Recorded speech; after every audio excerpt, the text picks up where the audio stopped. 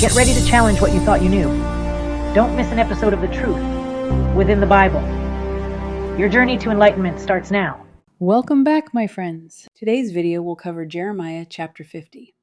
Before we get started, let's get our quick recap of chapter 49. Chapter 49 contains God's oracles of judgment against several Gentile nations neighboring or opposing Israel/Judah. Each section pronounces doom for their pride, violence, or idolatry, but some end with a note of future restoration. The overall theme is God judges proud, hostile nations for their sins, especially against his people. But his mercy extends even to some of them in the latter days, showing judgment has limits and restoration is possible. That being said, let's get this chapter going. Jeremiah chapter 50, verse 1. The word that the Lord spake against Babylon and against the land of the Chaldeans by Jeremiah the prophet. The Chaldeans had 5 dialects. Just so you know, we are talking about Iraq, the city of Old Babylon that rests right in the nation of Iraq. As a matter of fact, Saddam Hussein rebuilt the city of Babylon. It lies on the Tigris River, about 67 miles south of Baghdad, geographically. Verse 2. Declare ye among the nations, and publish, and set up a standard. Publish, and conceal not. Say, Babylon is taken, Bel is confounded, Merodach is broken in pieces, her idols are confounded, her images are broken in pieces. And here it says, Babylon is taken, Bel is confounded. Baal being the so-called god they were worshiping. And remember, Babylon is from Babel, which means confusion. Let's parallel this. Think Revelation chapter 14, verse 8, and it reads, And there followed another angel saying, Babylon is fallen, that great city, because she made all nations drink of the wine of the wrath of her fornication. Drink of the wrath of her fornication. Those that have eyes to see know that confusion is rampant all over the world at this time. Verse 3. For out of the north there cometh up a nation against her, which shall make her land desolate, and none shall dwell therein. They shall remove, they shall depart, both man and beast. Where else does it speak of this north? In Isaiah chapter 14, starting with verse 12, what did Isaiah tell us about what Satan said or desired in his heart? How art thou fallen from heaven, O Lucifer, son of the morning? How art thou cut down to the ground, which didst weaken the nations? For thou hast said in thine heart, I will ascend into heaven, I will exalt my throne above the stars of God. I will sit also upon the mount of the congregation, in the sides of the north. I will ascend above the heights of the clouds. I will be like the Most High. And why is it that Satan wants to be on the mount of the congregation, in the sides of the north? Because in Mount Zion, God's throne will be on the north. And that throne is what Satan wants, to be like the Most High. He is going to come here as Antichrist, pretending to be Christ. And of course, that would include sitting exactly where Christ is going to sit, sides of the north. So what is being revealed to us in this verse of Jeremiah that says, For out of the north there cometh up a nation against her, which shall make her land desolate? That is the north where Satan will be. This is prophecy of the Antichrist. Verse 4. In those days, and in that time, saith the Lord, the children of Israel shall come, they and the children of Judah together, going and weeping. They shall go and seek the Lord their God. Finally, the house of Israel and the house of Judah are joined back together in seeking the true Lord. They have outgrown the deception of the fake one and have turned to the true Father. Verse 5. They shall ask the way to Zion with their faces thitherward, saying, Come, and let us join ourselves to the Lord in a perpetual covenant that shall not be forgotten. Verse 6. My people hath been lost sheep. Their shepherds have caused them to go astray. They have turned them away on the mountains. They have gone from mountain to hill. They have forgotten their resting place. Where is our resting place? Well, what does Sabbath mean in the Hebrew tongue? Rest. And who became our high Sabbath? Christ. So if the shepherds have led you astray, meaning false teachings, then you have no rest, no peace of mind. Don't ever let anyone lead you astray from that resting place, or you will be a wandering, miserable soul. Verse 7. All that found them have devoured them, and their adversaries said, We offend not, because they have sinned against the Lord, the habitation of justice, even the Lord, the hope of their fathers. They're lost, and they don't know who they are. Verse 8. Remove out of the midst of Babylon, and go forth out of the land of the Chaldeans, and be as the he-goats before the flocks. Come out of that confusion and lead the flock. Verse 9. For, lo, I will raise and cause to come up against Babylon an assembly of great nations from the north country, and they shall set themselves in array against her. From thence she shall be taken. Their arrows shall be as of a mighty expert man. None shall return in vain. Verse 10. And Chaldea shall be a spoil. All that spoil her shall be satisfied, saith the Lord. Chaldea, that is Babylon. This is that day of vengeance. Verse 11. Because ye were glad, because ye rejoiced, O ye destroyers of mine heritage, because ye are grown fat as the heifer at grass, and bellow as bulls. Verse 12. Your mother shall be sore confounded, she that bare you shall be ashamed. Behold, the hindermost of the nations shall be a wilderness, a dry land, and a desert.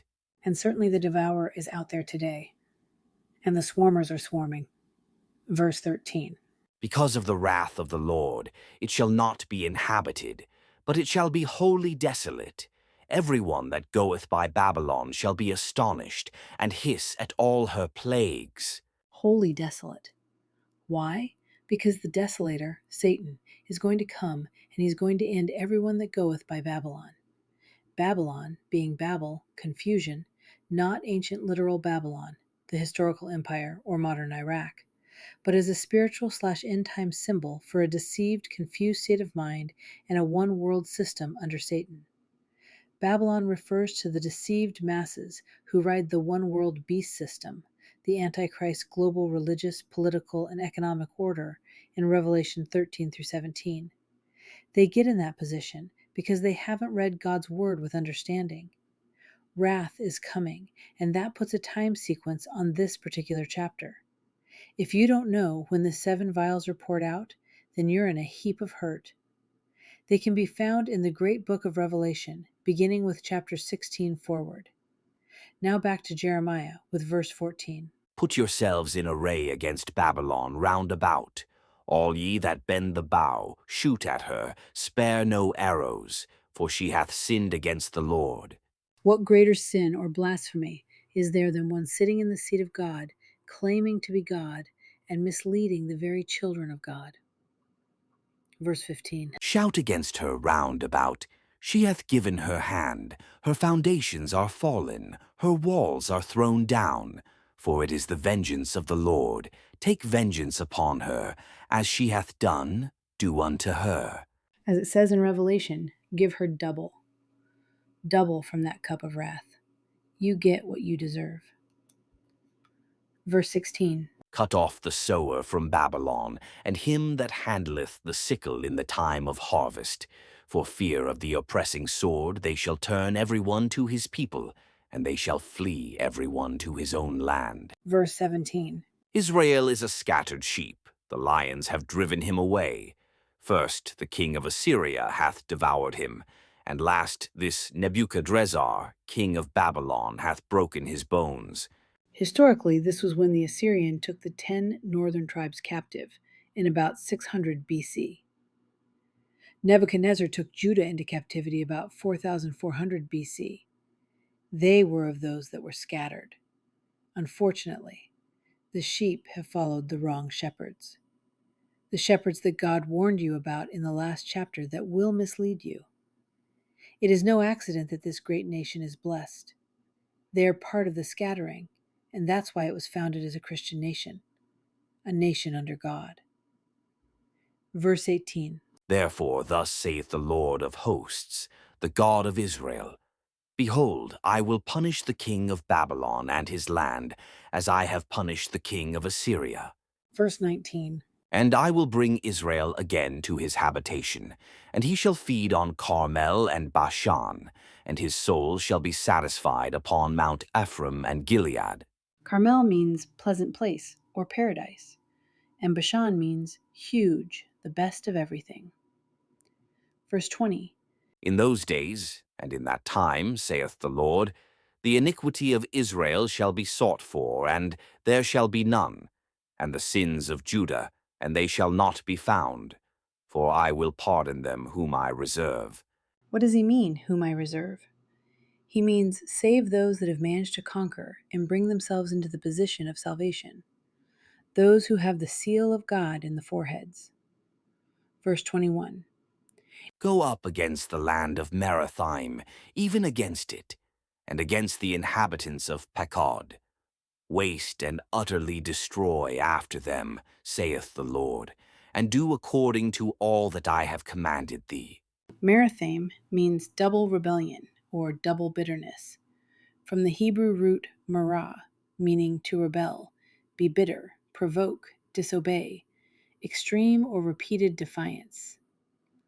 Pekod means judgment or visitation, from the Hebrew pakad, meaning to visit, inspect, appoint, punish, or bring judgment. Merathaim and Pekod are symbolic names representing the end-time Babylonian system, the confused one-world religion and political order under Satan.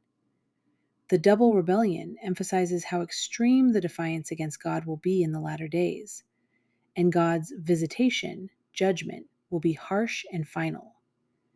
God is announcing that he will personally step in and judge this rebellious system and people, and it will be severe. Total destruction follows. Verse 22. A sound of battle is in the land, and of great destruction. Verse 23. How is the hammer of the whole earth cut asunder and broken? How is Babylon become a desolation among the nations? The verse is an exclamatory lament or taunt of astonishment and mockery at Babylon's fall.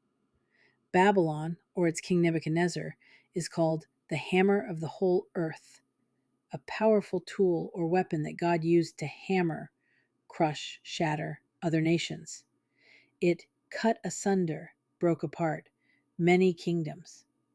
Now, ironically, this hammer itself is broken and rendered useless. The destroyer has been destroyed. Historical. Ancient Babylon's fall to Medo-Persia under Cyrus, 539 BC. Then, prophetically, Babylon symbolizes the end-time one-world system, spiritual, religious, political confusion under Satan/Antichrist, as stated in Revelation. Now back to Jeremiah, verse 24. I have laid a snare for thee, and thou art also taken, O Babylon, and thou wast not aware. Thou art found and also caught, because thou hast striven against the Lord. God is declaring that Babylon's arrogance and rebellion against him lead to a sudden, inescapable trap. No one fights God and wins. Verse 25. The Lord hath opened his armory, and hath brought forth the weapons of his indignation. For this is the work of the Lord God of hosts in the land of the Chaldeans. God is depicted as opening his armory, storehouse of divine judgment weapons, and unleashing the weapons of his indignation, tools of wrath/anger, against the land of the Chaldeans, Babylon. That would be the 7 vials prophetically, verse 26. Come against her from the utmost border, open her storehouses, cast her up as heaps, and destroy her utterly. Let nothing of her be left. Verse 27. Slay all her bullocks, let them go down to the slaughter. Woe unto them! For their day is come, the time of their visitation. Verse 28. The voice of them that flee and escape out of the land of Babylon, to declare in Zion the vengeance of the Lord our God, the vengeance of his temple. Verse 29. Call together the archers against Babylon. All ye that bend the bow, camp against it round about. Let none thereof escape. Recompense her according to her work, according to all that she hath done. Do unto her, for she hath been proud against the Lord, against the Holy One of Israel. Verse 30. Therefore shall her young men fall in the streets, and all her men of war shall be cut off in that day, saith the Lord. Verse 31. Behold, I am against thee, O thou most proud, saith the Lord God of hosts. For thy day is come, the time that I will visit thee. Verse 32. And the most proud shall stumble and fall, and none shall raise him up. And I will kindle a fire in his cities, and it shall devour all round about him. Verse 33. Thus saith the Lord of hosts, the children of Israel and the children of Judah were oppressed together, and all that took them captives held them fast. They refused to let them go. Verse 34. Their Redeemer is strong, the Lord of hosts is his name. He shall throughly plead their cause, that he may give rest to the land and disquiet the inhabitants of Babylon. He will do away with that confusion. Verse 35. A sword is upon the Chaldeans, saith the Lord, and upon the inhabitants of Babylon, and upon her princes, and upon her wise men. Verse 36. A sword is upon the liars, and they shall dote.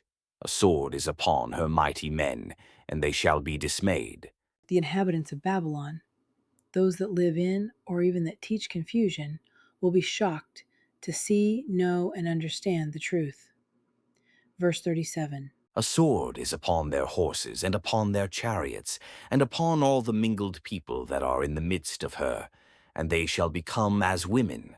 A sword is upon her treasures, and they shall be robbed. The one world political system has got them all tied up in knots, deceiving them, leading them, holding them with false religion. Verse 38. A drought is upon her waters, and they shall be dried up. For it is the land of graven images, and they are mad upon their idols.